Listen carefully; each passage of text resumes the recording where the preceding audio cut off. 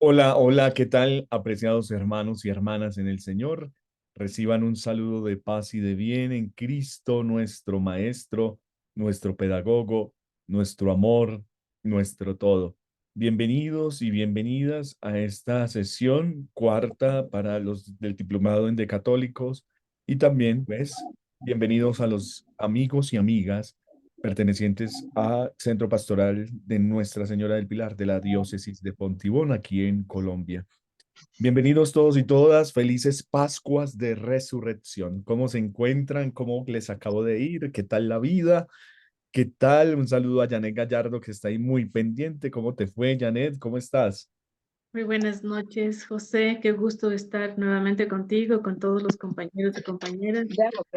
Pues sí, fue un episodio muy hermoso esta última Semana Santa y el domingo de Resurrección. Pues compartí siempre, llevo muchos años yendo al monasterio, un monasterio que está cerca de mi ciudad y Sí. siempre hago mis retiros espirituales ahí. El año pasado estuve toda la semana allá, este año no lo pude hacer, sin embargo el domingo estuve ahí compartiendo con todos una celebración hermosa, con mucha fe, con mucho silencio, con mucha prolijidad en la Ya liturgia. sé, ya, Lara, ¿qué Muy feliz de compartir con eso, feliz de que Cristo vive. Cristo vive. En verdad ha resucitado. Muy bien, muchas gracias, Janet, por tu experiencia, por compartirnos tu, tu vivencia en la Semana Mayor. Muchísimas gracias y bienvenida. Jimmy Loaiza, muy buenas noches, Jimmy, ¿cómo está? Buenas noches, profesor. Buenas noches, ¿qué tal? Feliz Pascua de Resurrección, Jimmy, ¿cómo va la Igualmente, felices vida? Pascuas. Aquí un poco cansado, ¿no? Por la semana que hemos tenido. Es duro el trabajo porque formo parte del equipo pastoral encargado de una parroquia, entonces en Puerto Bolívar, acá Ecuador. Ha Puerto sido muy Bolívar. duro pues, esta semana de trabajo y un poco medio gripado, a pesar de que hace bastante calor acá, ¿no? Me imagino, mientras que aquí en Bogotá, pues yo estoy en un frío tenaz y estoy resfriado precisamente el fin de semana con las procesiones que nos pegamos una lavada, pero bien, bien, Jimmy, qué bueno que nos cuentas tu experiencia también. Felices Pascuas de Resurrección, muchas gracias por estar. Sí, yo Bienvenido. estoy con los padres monfortianos, que hay muchos en Colombia, ¿no? Sí, sí, Con sí, mi aquí. congregación. Y están las hermanas también, las hijas de la sabiduría, Las hijas de la sabiduría, sí. Acá en Ecuador también en Quito, sí. en Quito. No, bueno, pues bien. Las hijas de la sabiduría aquí, de hecho, estuve hace poco visitándolas, están muy mayores porque han cerrado siempre casas por falta de vocaciones religiosas. Sí, acá en Ecuador también cerraron un lado, ahora están en Quito nomás. Ave María. Bueno, bendito sea Dios. A ver, yo voy silenciando aquí a los que... Ay, Natalia, Natalia, no me deja silenciar. Natalia, ¿estás con nosotros?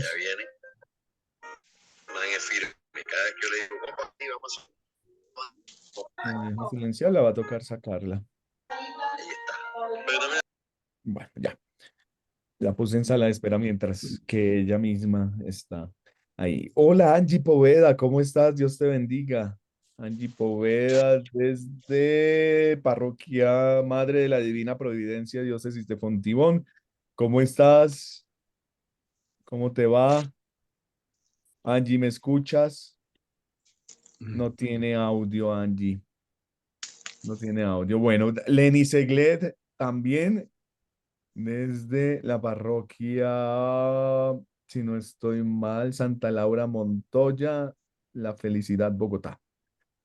Sí, ¿cómo Ay, es? hola, amigote. Ay, Hola. coincide. Ah, ¿Cómo ¿tienes vídeo estás? y Bonita audio noche. aparte? Ah, bueno. Bonita noche para ti y para todos los compañeros. Me alegra verlos nuevamente. Ah, bueno, muchas gracias. A ti también, pues es un gran placer volverte a ver. Gracias. Saludamos a Nora Pérez, que creo que está en México, ciudad.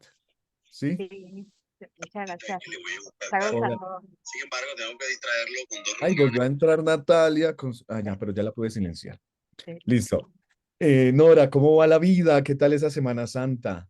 Muy bonita, gracias a Dios. Y aquí mucho calor, pero todo muy bien, gracias a Dios. Ah, bueno, muy bien. Muchas gracias, Nora. Bienvenida. Saludamos a José Ataujo. José Ataujo, ¿cómo está? ¿Me escucha? Los voy saludando así mientras los voy viendo, estos primeros minutos mientras se van integrando. Muchas gracias a las personas que han encendido su cámara, es muy importante porque eso hace parte de este proceso. Sí.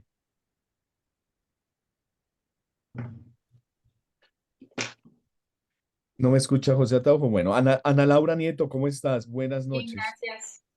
Mientras tanto, yo estoy escribiéndole a los que no han conectado su audio. ¿Desde dónde te conectas, Ana Laura? Torreón, México. Torreón, bueno, ¿y qué tal la Semana Santa? Bien bendecida, gracias a Dios. Bueno, me alegra muchísimo. Estamos con el espíritu del resucitado en esta Pascua. Así es. Jorge Alberto Bustamante desde Guadalajara, ¿sí? Acapulco, hermano. Acapulco, Acapulco. Mira, sí, ¿qué más, Acapulco, Alberto? Acapulco, hermano. Pues con el Bueno, gusto y el placer de saludarlos a todos, en especial al hermano José, a todos y seguir dispuestos en este gran encuentro que nos ha permitido avanzar en muchos aspectos dentro de mi persona. Y bueno, creo que celebramos una Semana Santa con profundas reflexiones. Sobre todo, fíjate, hermano, que esta Semana Santa la puse en manos del Señor. En estos encuentros que hemos tenido y que me ha permitido tener reflexiones como los puntos de vista que he señalado, en los temas que hemos tratado en la teología, sí, que prácticamente me ha despertado más aún mi conciencia, mi intelecto, porque estoy y sigo buscando al Señor a través de estos encuentros. Y me sirvió, hermano, ponérselos en las manos del Señor, ponerle en consideración todo lo que estoy haciendo al servicio del Señor. Creo que es una manera muy especial de mi parte ponerlo al servicio del Señor. Todo lo que hago se lo pongo al servicio del Señor. pues bendito Y, sea Dios. y Es esta una Semana gran Santa, alegría. y Semana esta Santa al semana, servicio de Dios. y esta semana, aunado a las clases maravillosas que hemos tenido, porque me has despertado mucho el intelecto y la conciencia, y creo que de esa manera se trata, de que tengamos más intimidad con el Señor a través de estos grandes encuentros. Perfecto. Y como lo comentaba anteriormente, que este encuentro escucho en ti el derramamiento del Espíritu Santo, hermano, porque te da las palabras, te da esas palabras tan acertadas, tan correctas, tan dignas, que nos las pones al servicio de nosotros, hermanos, para que nosotros la podamos utilizar también. Entonces, es muy importante, veo en ti tanta sabiduría que derrama el Espíritu Santo y la transmites con aquella sencillez, con aquella humildad que nos ha servido en lo particular de mucho, hermano. Muchas gracias y seguimos en el camino del Señor. Pues Gracias, un hermanos, abrazo y aquí estamos. también. Un abrazo también y felices Pascuas de Resurrección, Jorge Alberto, por tus palabras y por tu disponibilidad siempre para tu propia formación y sobre todo para el Espíritu Santo que habita en ti. Muchas gracias. Saludamos a Amén. Windy. Windy, Joana Díaz, ¿cómo estás, Windy? Dios te Hola, bendiga. José, muy bien, gracias. ¿Qué tal esa Semana Santa? Mucha, ¿Cómo? ¿Luchada? no, de mucha reflexión. Mira que es muy bonito como volver a revivir el tema, digamos que entender, digamos que todo lo que vivió Jesús Sí. y entender el antes y el después de su muerte y de su resurrección, ver ese cambio, ver esa transformación que nosotros podemos tener como personas, ¿no? A veces nosotros nos dejamos como hundir a veces en los problemas, en las circunstancias, ya por nosotros. Entonces, digamos que nosotros cargamos nuestra cruz y vamos caminando, pero Él está ahí. Entonces, es muy lindo recordar eso. Muchísimas gracias, Windy. Pues sí, ciertamente todo lo que estamos haciendo tiene su sentido en Cristo, por eso la teología tiene que ser cristocentrista y pues es por medio del misterio de Cristo que nosotros vamos al Padre en el Espíritu Santo y para eso pues comprendemos esos conceptos de revelación, de fe, de credibilidad y obviamente, pues necesitamos un lenguaje teológico, que es lo que hemos estado explicando en este módulo, para luego, dentro de 8 días, ya pasar a un nuevo módulo con los que estamos aquí para estudiar la Sagrada Escritura como fundamento de la teología. Bien, entonces bienvenidos, bienvenidas, César Yarscaribay, a José Ataujo, Luz Correa, María Dolores García, Fernando, Felipe Contreras, iPhones conectados que no están aquí con nombres, Natalia Mary Ramos, Yolanda Catalina, Leticia y si se me Oliva Ojeda, mira, la gran Oliva, Marlon Eduardo, gracias por encender. Y a todos ustedes, Santiago Arcos, Juan González también, un abrazo en Cristo, pues ya nos estamos comunicando. Vamos a iniciar ya después de estos minutos de recapitular, de otra vez volver a calentar motores después de una semana en la que nos hemos ausentado, pues valía la pena. Hace 8 días ya estábamos preparándonos para ese Jueves Santo, pues ahora estamos preparándonos, ya estamos a la víspera del primer jueves de Pascua. Entonces, sin embargo, estamos dentro de la octava de Pascua. Es tan grande la fiesta que se ha alargado 8 días. Esa fiesta, un día, la Pascua, ese día de resurrección se alarga en esta octava durante 8 días. Vamos a llamar al padre Cristóbal Fons, chileno, cantautor, predicantor, quien pues nos ha compartido un video en donde él hace una. Se trata de esta oración que se llama la que hemos rezado, la secuencia de Pascua. ¿Listo? Entonces, les voy a pedir para que la oremos, que cada palabra, cada frase de esta secuencia de Pascua llegue a nosotros, a nuestro corazón, porque hoy nos tiene que decir algo el Señor a partir de esta secuencia. Digamos todos juntos, en el nombre del Padre, del Hijo y del Espíritu Santo. Amén.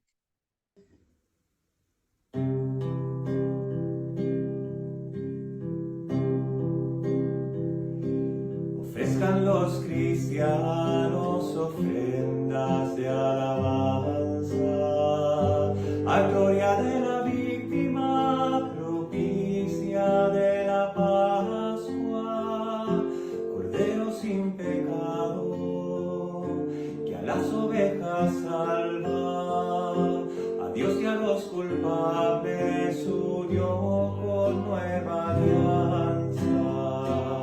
Lucharon vida y muerte en singular batalla, y muerto el que es la vida, triunfante se levanta, que es visto de camino, manilla en la mañana, a mi Señor glorioso la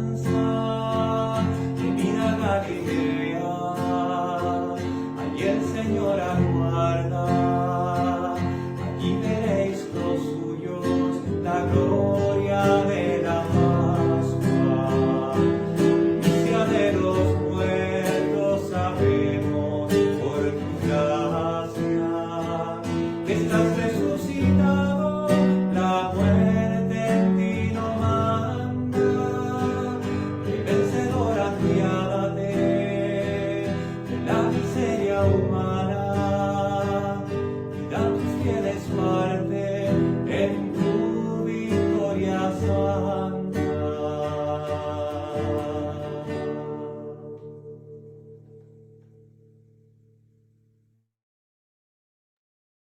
Padre nuestro que estás en el cielo, santificado sea tu nombre. Venga a nosotros tu reino, hágase tu voluntad en la tierra como en el cielo. Danos hoy nuestro pan de cada día. Perdona nuestras ofensas, como también nosotros perdonamos a los que nos ofenden. No nos dejes caer en la tentación y líbranos del mal. Dios te salve María, llena eres de gracia, el Señor está contigo. Bendita tú eres entre todas las mujeres y bendito es el fruto de tu vientre, Jesús. Santa María, Madre de Dios, ruega por nosotros pecadores, ahora y en la hora de nuestra muerte. Amén. Gloria al Padre, y al Hijo, y al Espíritu Santo, como era en el principio, ahora y siempre, por los siglos de los siglos. Amén. Que Dios Todopoderoso, por intercesión de Santa María la Virgen, la linda, la bella, nos dé su gracia habitual, su gracia santificante. Por medio del Espíritu Santo que nos es dado por María, tengamos abiertos los ojos del entendimiento, que nuestro corazón solamente lata para Él. Señor, tú nos hiciste para ti, y nuestro corazón está inquieto hasta que descanse en ti. Y que nos bendiga, en el nombre del Padre, del Hijo y del Espíritu Santo. Amén.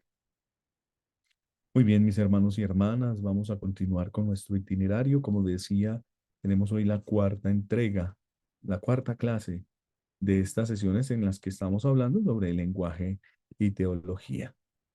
Lenguaje y teología. Permítanme en un momento, busco que siempre uno se va perdiendo después de 8 días sin probar todo esto, se va perdiendo un poco entre mm, los diferentes diplomados. Entonces tengo un montón un montón de ventanas abiertas y no había podido organizar. Pero listo, ya encontré la presentación para con ustedes. Entonces, hoy vamos a hablar, después de haber hablado de ese aspecto hace 15 días sobre la analogía, que para algunos pues, se reporta como un poco complicada porque tiene que ver mucho con la filosofía, pues hoy vamos a hablar, pues con base también en lo que hemos aprendido, de la teología negativa. La teología negativa. No se preocupen, la teología negativa no es que haya una positiva o una negativa realmente, o que la negativa sea la que niegue la presencia de Dios.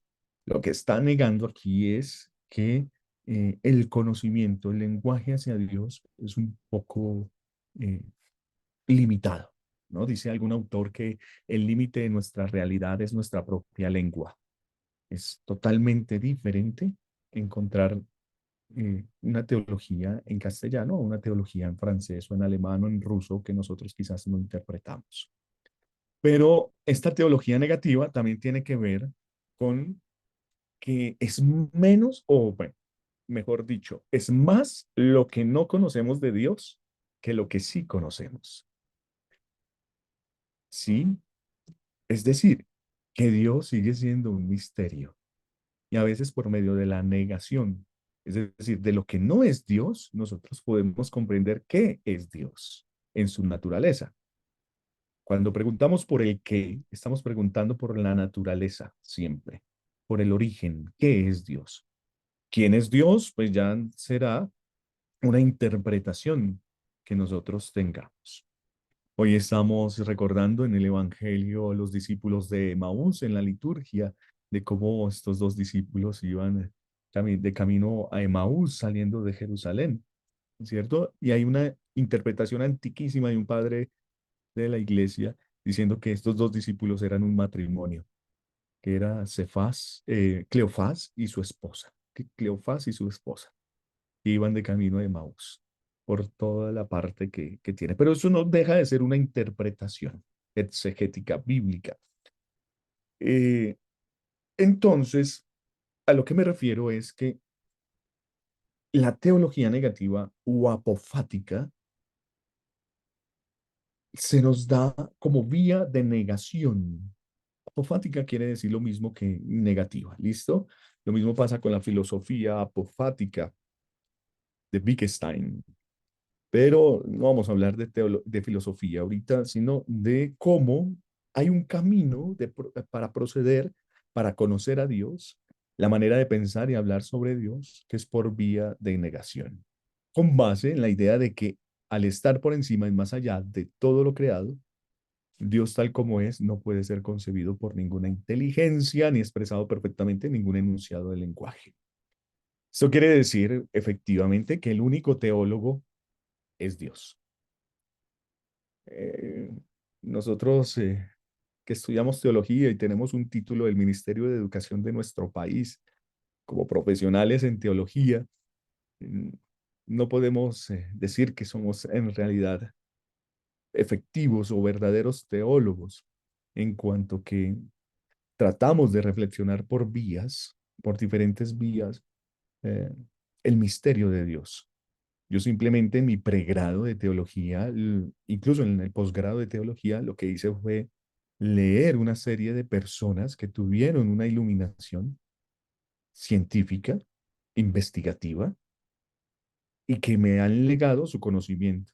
Teólogos del siglo XX. Bueno, en un método histórico genético, también he ido a la patrología, a los primeros siglos, a la época medieval, a la época pues moderna, ahora contemporánea, que me han llevado pues a leer teólogos, pero que yo en realidad haya hecho teología o haya publicado algunos textos fruto de lo que el Espíritu Santo ha soplado sobre mí, pues realmente no lo he hecho. De la misma manera pasa con los biblistas, con los hermeneutas, con los epistemólogos, incluso con los científicos. Eh, por eso la capacidad investigativa está en que siempre nosotros tengamos que elaborar diferentes maneras de cómo se aplica eso que hemos aprendido en los libros que nos han legado aquellos que han pensado en nuestra realidad, en nuestros contextos. Aquí, yo, por ejemplo, en la ciudad de Bogotá, de las parroquias en las parroquias que acompaño, o junto con ustedes, cómo aplicar, por ejemplo, esta forma de conocimiento de Dios. Ahora, Dios está pues mucho más allá de todo lo creado. Existe un libro que es de San Buenaventura que se llama El itinerario de la mente hacia Dios. Itinerarium mentis Deo. Ese itinerario nos muestra, tomando con base una escalera, 7 pasos. 7 pasos porque es el número de la perfección, igual es el número. San Buenaventura, al ser franciscano, pues toma al doctor Querúbico o a San Francisco, perdón, a San Francisco de Asís, que recibió los estigmas por un querubín de 7 alas. Entonces comienza a, a interpretar cómo nosotros, a partir de nuestra razón, de nuestra mente, podemos en 7 pasos llegar hacia Dios. Y uno de los primeros pasos, pues, precisamente es la obra de la creación. Cómo la razón interpreta que en la creación están los vestigios Dei. Vestigios Dei, es como mejor lo podemos traducir, son las huellas de Dios en la naturaleza.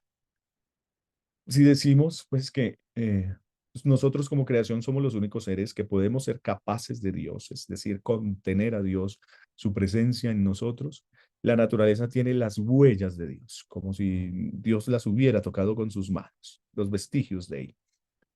No podemos decir que también es capaz de Dios en su totalidad como nosotros lo somos como obra de la creación. Estaríamos cayendo en un panteísmo. Panteísmo de panta, que es todo, teísmo, todo es Dios. Nosotros decimos entonces que eh, en lo creado hay un camino para llegar al conocimiento de Dios que está por encima. Esto es la primera vía de conocimiento de Dios también que va a tomar Santo Tomás de Aquino en la Suma Teológica. Dios, al ser misterio, no puede ser develado por ninguna inteligencia.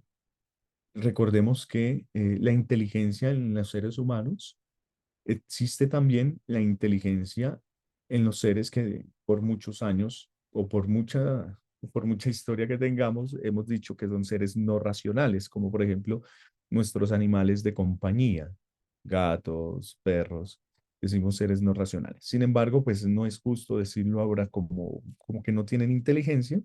Si son inteligencia, lo que pasa es que la inteligencia sirve para solucionar los problemas. Ellos pueden solucionar unos problemas.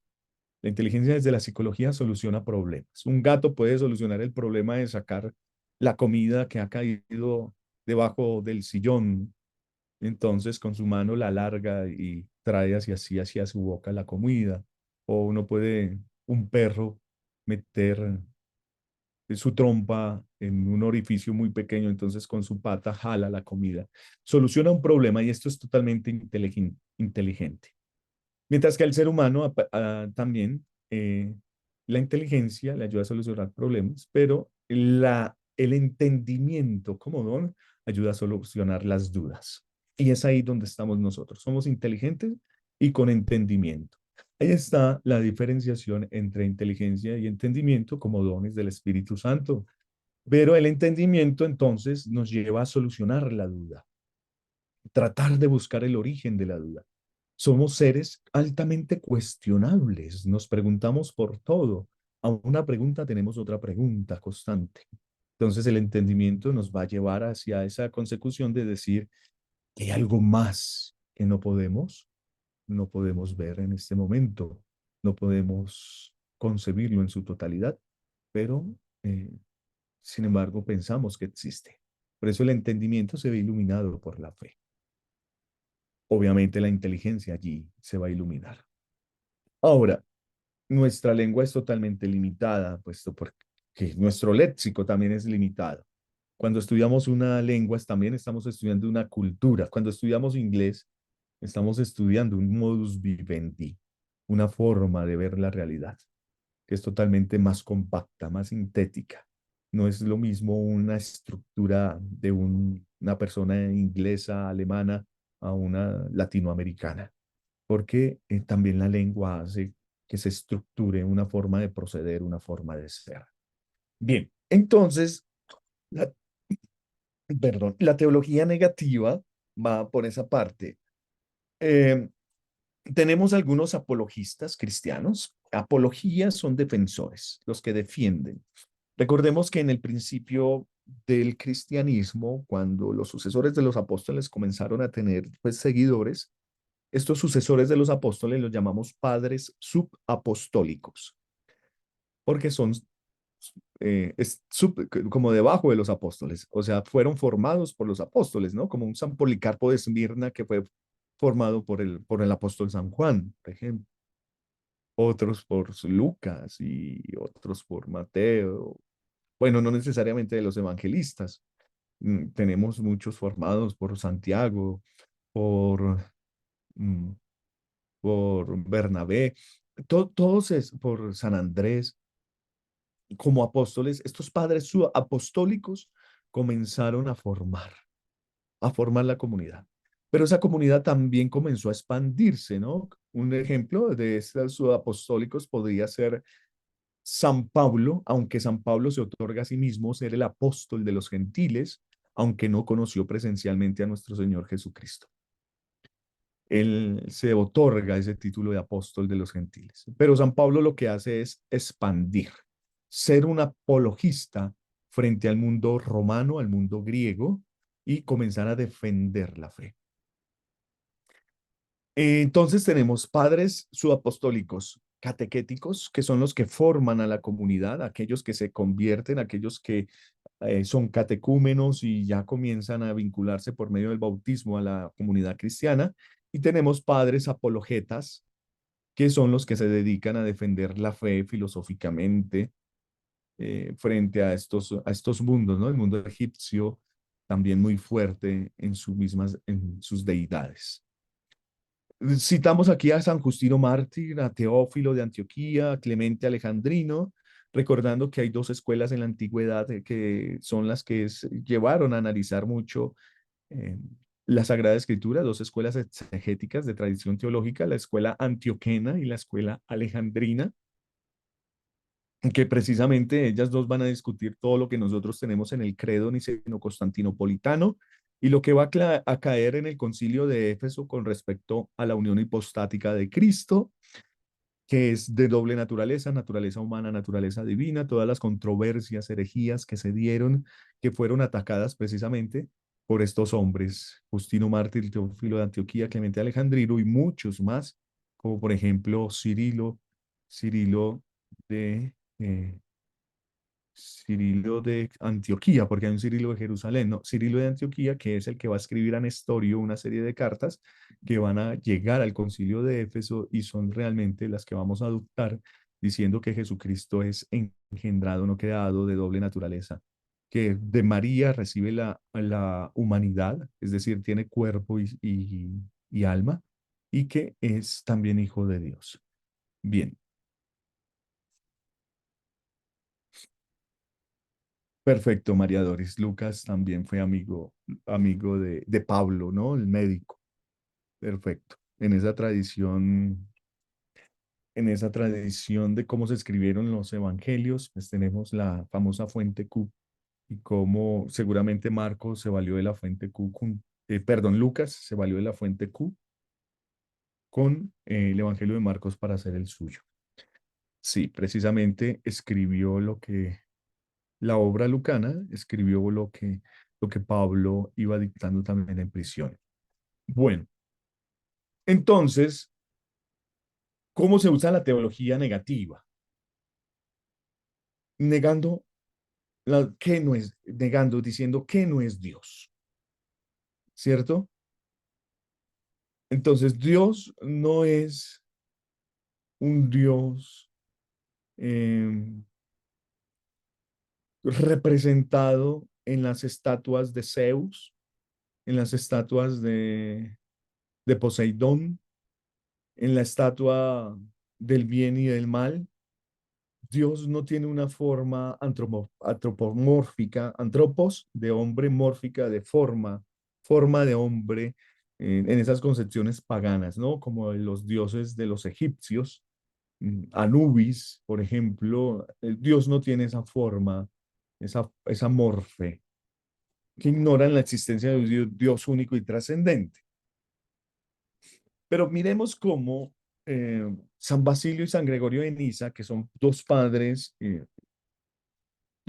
van a ayudar mucho a la elaboración de la teología sobre el Espíritu Santo y que nos van a legar todo el misterio de la Santísima Trinidad, cómo nosotros debemos entender que el Padre es Padre, el Hijo es Hijo y el Espíritu Santo es Espíritu Santo, es decir, que cada uno es una persona divina, pero que los tres son un solo Dios verdadero. Eso nace de la reflexión oriental de San Basilio y San Gregorio de Niza, y ellos hablan de la mística de la tiniebla divina. La tiniebla divina. Y toman como forma la nube, como la nube es presencia de Dios en el pueblo de Israel. Como baja sobre la tienda, para hablar con Moisés, sabían que cuando la nube estaba sobre la tienda, Moisés estaba hablando con Dios, pero también la nube acompañaba y refrescaba al pueblo de Israel que caminaba en el desierto, le hacía sombra y le daba humedad. La tiniebla divina. ¿Qué quiere decir la tiniebla divina? Es un Dios que no se revela en su totalidad, no da a conocer en su totalidad en el misterio de su voluntad, sino es por medio de Jesucristo, quien nos muestra realmente el rostro del Padre. San Agustín, entonces, ya respondemos a esa pregunta, Jorge Alberto.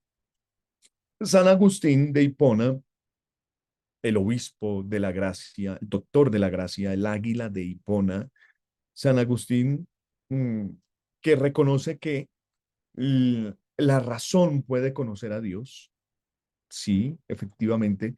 Decir que la razón no puede conocer a Dios es un reduccionismo antropológico protestante nacido en Lutero. Nosotros sí podemos, por medio de la razón, conocer a Dios.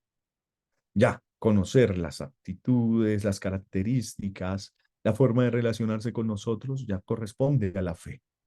Pero por medio de la razón nosotros podemos conocer a Dios. Es un camino, una vía directa. Pero la razón nos exige negar en Dios los atributos en el sentido ordinario que nuestro lenguaje les concede. Y que estos actos de negación manifiestan de algún modo la trascendente perfección divina y nos proporcionan una conciencia más viva de esa perfección. Pues miren quién se lo ha tomado muy en serio, ya de mucho después. Se trata de Friedrich Nietzsche, que dice, hay que matar a Dios. ¿Sí? Y aquí volvemos todavía sobre Feuerbach, que es el padre de esos filósofos de la sospecha, de Freud como psicólogo analista, de Marx con su propuesta comunista y de Nietzsche con su negación y con su muerte de Dios. Feuerbach utilizará el efecto espejo, es decir, nosotros tenemos una serie de atributos que por encima de esos atributos pueden haber más. Por ejemplo, nos gustan los superhéroes, ¿verdad? Nos fascinan los cómics que tienen superhéroes. Algunos crecimos con Superman, ¿verdad? ¿Qué puede hacer Superman? Algo que yo no puedo hacer, volar, tener fuerza extralimitada, con sus ojos salen rayos que pueden quemar, puede escuchar a gran distancia, puede ser más rápido que la misma velocidad incluso de la luz o del sonido. Es decir, ese superhéroe tiene unos atributos que yo desearía tener. Ese superhéroe tiene esos atributos que yo le he otorgado. Eso pasa con precisamente, según dice Feuerbach, con Dios. Nosotros le hemos dado una serie de atributos a ese Dios que nosotros quisiéramos tener, pero no tenemos. Por ejemplo, si nosotros podemos estar en un solo lado, Él puede estar en todos lados. Por eso es omnipresente, todo presente. Si nosotros somos limitados en nuestra fuerza, en nuestra misericordia, en nuestro querer, Él es todopoderoso, todopoderoso. ¿Qué va a decir Nietzsche? Pues hay que matar a ese Dios para que todas esas ideas que están allá, en ese efecto espejo, vuelvan hacia el ser humano para que sea el superhombre, el ser humano, se crea que él mismo puede trascender por su propia cuenta. Tanto entonces Dios es una idea, como lo dirá Kant finalmente, una idea alimentada por una serie de perfecciones que yo le he otorgado a partir de mi misma naturaleza. Por lo tanto, la razón para que nosotros podamos conocer a Dios, pues debemos negar esos atributos que nuestro lenguaje le concede, ¿sí? Y como lo digo aquí, estos actos de negación manifiestan la trascendente perfección divina de algún modo. Entonces, precisamente cuando decimos que Dios es todopoderoso, estamos diciendo que nosotros no lo somos. Allí ya tenemos un acto de negación precisamente de nuestra realidad que le estamos dando al trascendente esa perfección divina. ¿Y qué es en sí entonces el trascendente? Y tenemos desde la metafísica aristotélica 5 grandes trascendentales que nos van a ayudar a aplicárselo a Dios, que nosotros queremos tener siempre. Entonces el primero es el ser. El ser. El ser es la esencia. Santo Tomás de Aquino a sus 20 años escribe precisamente su primera obra filosófica que se llama El ente y la esencia, que son totalmente diferentes. El ente junto con la esencia, el ser. ¿Qué es el ser? La esencia de las cosas, ¿no? Nomás con el verbo ser, cuando lo estudiamos, el verbo ser está en todo. El ser es diferente al estar. El ser es diferente al haber. Es el ser. Yo soy. El yo soy. El ser es el verbo. Es el verbo en lógica, en el lenguaje. El ser es el que conecta el sujeto con el predicado. El ser. el verbo. Es el verbo en infinitivo, pero también es el verbo conjugado. Es muy interesante toda esta dinámica del ser. Segundo, está la unidad.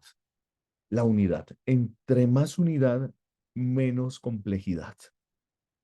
Entre mayor diversidad, mayor complejidad.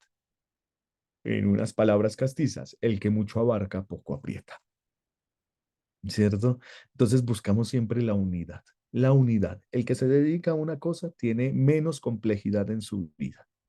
El que se dedica a hacer lo que tiene que hacer.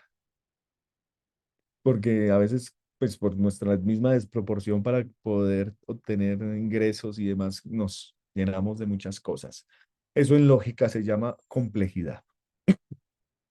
Entonces, la unidad es, es simplicidad, ¿cierto? Lo simple, lo sencillo, lo humilde será lo uno. Dios es uno. Tres personas, un solo Dios verdadero. Dios es uno.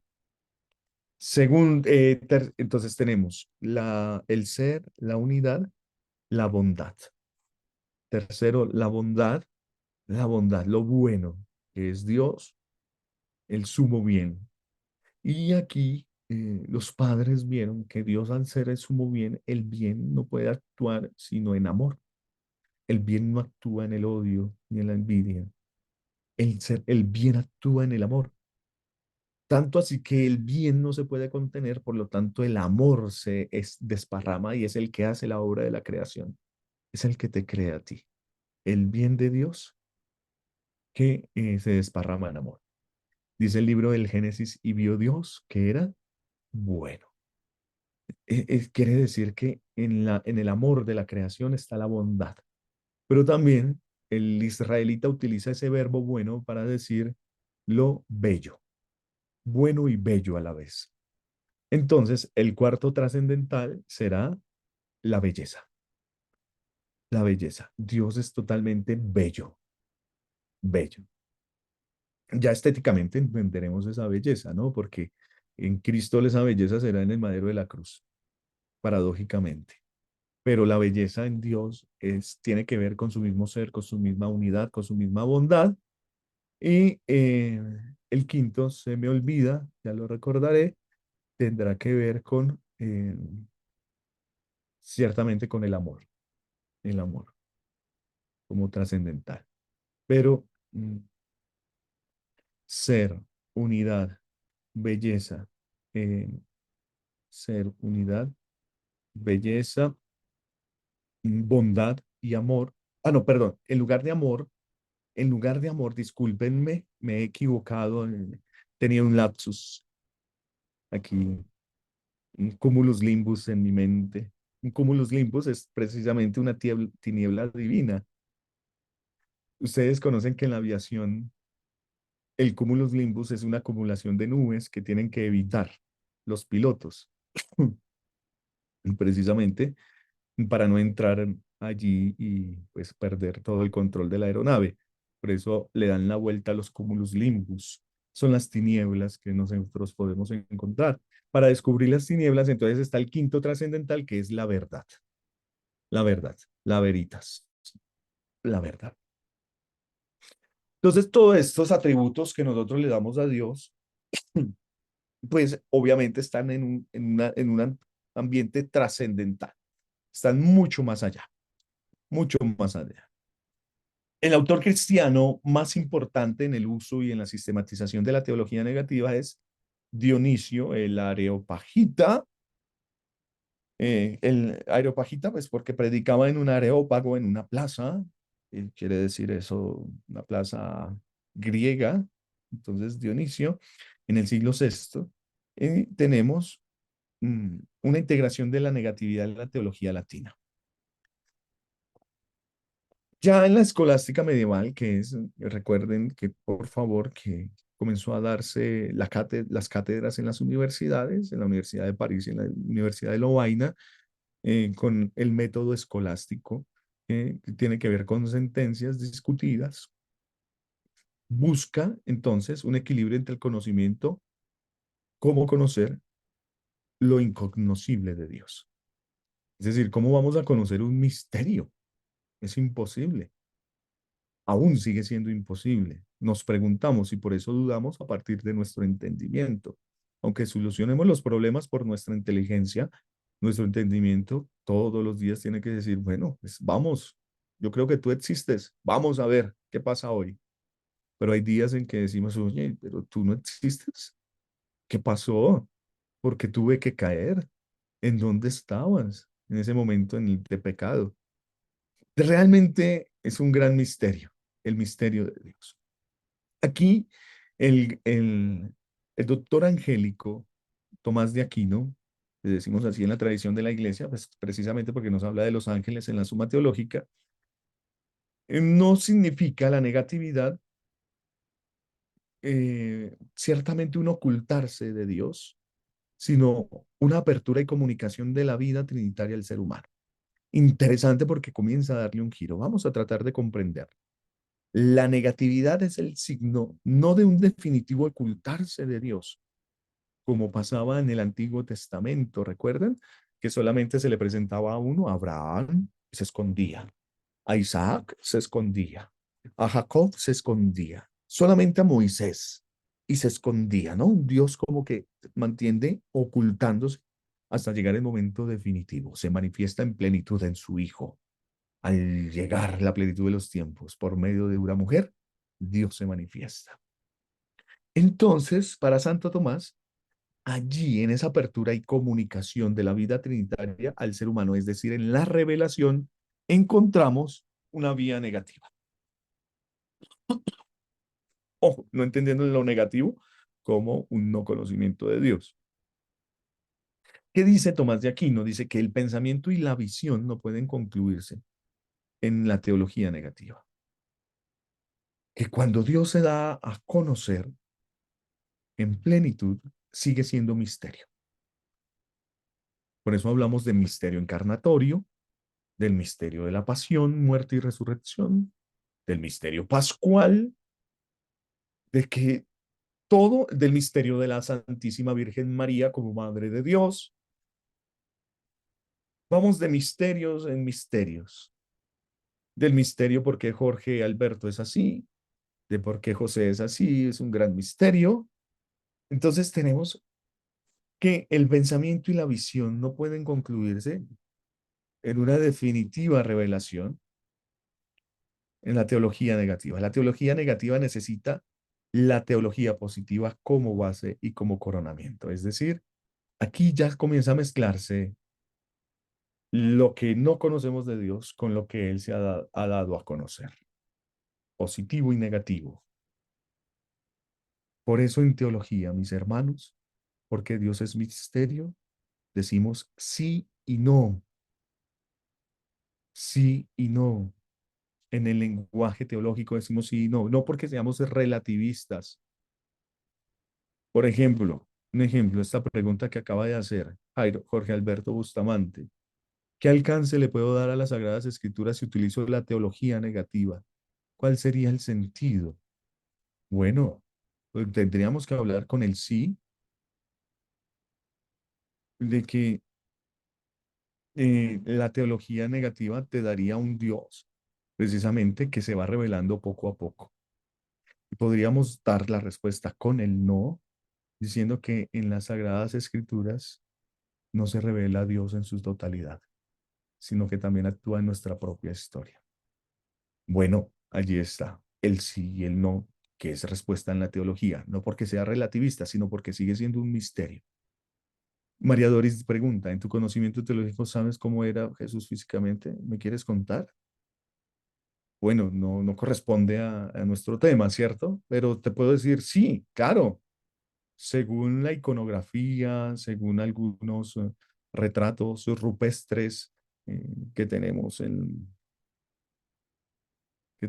las catacumbas, sobre todo romanas, o con la misma síndone. La síndone es la sábana santa, ¿no? Que se habla ahorita muchísimo de ella. La sindonología es cómo por medio de, de, de pruebas en 3D logramos obtener un rostro de Jesucristo. Sí, y no Pues porque es totalmente un misterio, ¿no? ¿Realmente nos interesa cómo era el rostro de Cristo? ¿Nos ayudaría en algo a nuestra fe? No, nos ayudaría más bien sus obras, sus palabras, saber que sonreía y que estuvo con nosotros y que se hizo hombre, ¿verdad? Entonces en teología podemos estar así. Por eso se necesita una renovación del lenguaje teológico. Y el lenguaje va evolucionando. Cuando ustedes leen esas actas de la corona española aquí en Latinoamérica, en México, en Ecuador, cuando teníamos, antes de la independencia de nuestros países, teníamos esos documentos totalmente incomprensibles para nuestro castellano de hoy, porque manejan otras palabras, otras frases, otro léxico, otra composición sintáctica, otros grafos también que no conocemos.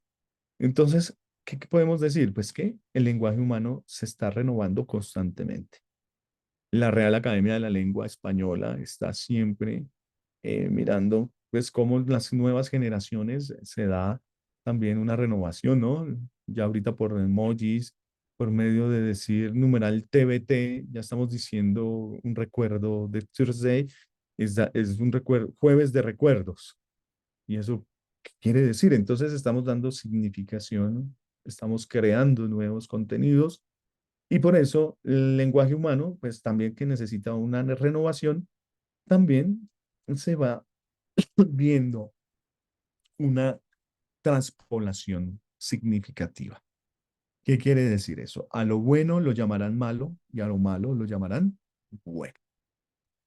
Que a veces ya las palabras que teníamos para la defensa de nuestra fe se han convertido en palabras que se vuelven totalmente en contra de nosotros. O signo, se me ocurre en este momento el signo del arco iris, ¿no? Que fue arrebatado, y para nosotros era clave de alianza cuando Noé pues decide estar con Dios y Dios da el arco iris como clave de alianza. Ahorita tener un arco iris es totalmente otro significado. Se ha traspolado el significado. Es de la comunidad LGBTIQ+, que ustedes saben. La inmutabilidad de las verdades de la fe no elimina el imperativo de realizar cambios oportunos en la predicación. Entonces, a pesar de que nosotros vayamos cambiando el lenguaje, tenemos una serie de verdades, que es lo que decíamos con la analogía fidei, que son verdades interconectadas y que tenemos que también ir cambiando. El teólogo va cambiando su manera de comprender la realidad y va cambiando su léxico. Ustedes en sus relaciones van cambiando su léxico, van cambiando su forma de relacionarse en la parroquia, en las comunidades a las que asisten, pero sobre todo el imperativo de todas esas verdades de fe es recordar que a pesar de esta renovación, tenemos una serie de verdades que predicar que jamás tendrán que cesar. Por ejemplo, en la predicación está el anuncio querigmático, el querigma. El querigma que busca decir que Jesús es mi Señor y mi Salvador. Que, que busca que yo me lo crea. Y por eso tenemos diferentes retiros carismáticos, ¿no? Como los de Maús, Lazos de Amor Mariano, Juan 23, Conquistando las Naciones para Cristo y demás retiros que nacen todos los días, que son de impacto, que son carismáticos. Oiga, vuelva ese primer amor. Jesús es su amor. Jesús es su Señor y su Salvador. Pero después de este convencimiento, de este encender la llama en el corazón, pues viene una profundización en la fe que tiene que ver con la explicación. Es en donde entra la teología. De hecho, la teología acompañada con la catequesis. La catequesis. Muchos de los que estamos aquí estudiando teología no hemos tenido una adecuada catequesis. O incluso cuando estudiamos teología, se nos cae la catequesis que nos ha sido dada en nuestros sacramentos de primera comunión o de confirmación. ¿Cómo así? Esto no me lo explicó mi catequista. ¿A qué se debe la catequesis entonces? La catequesis es una formación, sí, obviamente, con información, sí, que es totalmente confesional. Mientras que la teología busca ya profundizar en cómo se elaboraron esos contenidos catequéticos. La teología pues va un poco más allá, va un paso más allá. Y por eso después viene cómo se ha formulado, que es la tarea que tiene el magisterio de la iglesia. El magisterio cuida, el magisterio, además de cuidar, eh, de proteger, explica junto con la teología lo que está cuidando, el mensaje revelado. Concluimos también con una exigencia científica en el lenguaje. Necesitamos ser científicos en esta teología porque estamos expresando, pues obviamente, una ciencia sagrada, ciencia teológica, la ciencia de la fe. No nos podemos quedar únicamente en la ciencia de la fe. Es la ciencia que profundiza esos contenidos, pero, em, pero a partir del creer. Porque pues un científico que no crea, en últimas, pues no está haciendo teología, está haciendo pues una filosofía de la religión, un análisis religioso. Y el que cree trabaja en el marco de la fe de la iglesia. No se puede pensar un San Agustín, por ejemplo, fuera de la iglesia, pero sí podemos pensar un San Francisco de Asís fuera del marco de la iglesia. Por ejemplo, tenemos franciscanos protestantes. Bueno, pues, tal vez porque la espiritualidad da para eso. En Cuba les conocí, presbiterianos franciscanos, anglicanos franciscanos, fuera del marco de la iglesia católica. Entonces, Benedicto XVI sacó, siendo cardenal y prefecto para la Congregación de la Fe, sacó ese documento que se llama la vocación eclesial del teólogo. ¿Cierto? Que Jorge Alberto Bustamante lee, yo creo, por ser racingeriano, lee una vez al año, para volver otra vez cómo el actuar del teólogo tiene que ser dentro del ambiente eclesial. Obviamente debe tener en cuenta los signos de los tiempos que llama el concilio, experiencias y preguntas de hombres y mujeres de cada momento histórico, y es evidente que ha de renovar razonable y oportunamente su lenguaje. Hay que tener una atención, aquí como lo pongo, a los términos teológicos dentro de ese lenguaje. Entonces tenemos dos clases, los términos variables y los invariables. Los invariables son los que no podemos negociar, ¿no? Que tiene un significado establecido, que ya vienen indicados en el texto sagrado. Palabras como Trinidad, eso es innegociable. Creación, revelación, encarnación, resurrección.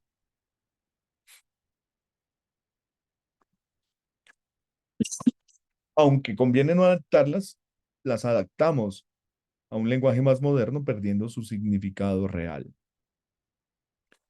Y tenemos términos fundamentales que, que son como persona, gracia, sacramento, libertad, justificación, verdad, que van encerrando una gran densidad semántica y presentan no solo un aspecto del ser ontológico, sino también importantes verdades psicológicas, emocionales y operativas. Finalmente, la renovación de este lenguaje consistirá generalmente en situarlo bien en su contexto y saber explicar todo el alcance de su significado. Aquí ya entramos entonces a esta parte que vamos a comenzar a ver con ustedes en el próximo módulo, que es importancia de la Sagrada Escritura como alma de la teología. Aquí, pues, les voy a dejar a ustedes para que por favor lean cómo la Sagrada Escritura es fundamento, es alma de todo quehacer teológico. Y les voy a dejar, por favor, una tarea para que lean el siguiente texto y hagan un comentario personal utilizando los contenidos aprendidos de Fides Ratio numeral 84 de San Juan Pablo II. Pues bueno, muy bien. Gloria al Padre, al Hijo y al Espíritu Santo, como era en el principio, ahora y siempre, por los siglos de los siglos. Amén. Que el Señor nos conceda una noche tranquila, una santa muerte, un bendecido descanso. Amén. Muchísimas gracias por todo, por tanto. Sé que han estado también muy pendientes, algunos muy cansados, pero siendo las 8 de la noche, yo ya entonces me preparo para mi diplomado en liturgia que sigue a continuación. ¿Alguna duda? Bueno, gracias. Angie Poveda que se conectó Gracias. finalmente. Sí, ya ahora sí me escuchas. Sí, sí, Sí, sí me escuchan. Gracias. No, súper. pues sí, se me estresó un poquito la vida al principio por el tema este del micrófono con respecto porque me tocó conectarme inicialmente por el celular y fue un poco complejo.